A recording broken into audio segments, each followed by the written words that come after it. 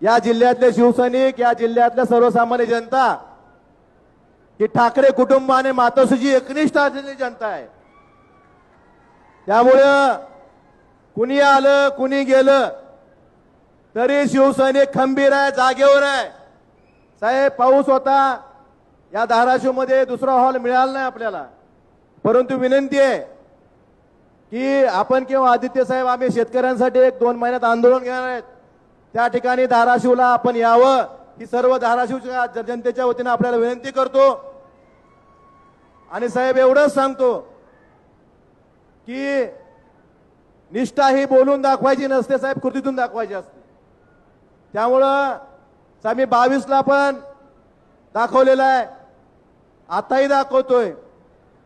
या सगळ्यांसमक्ष तुम्हाला प्रत्येक समक्ष सांगितलेलं साहेब, पण या तमाम धाराशिवकरांच्या समक्ष सांगतो साहेब, काही झालं तर उद्धव साहेबांची साथ सोडणार नाही.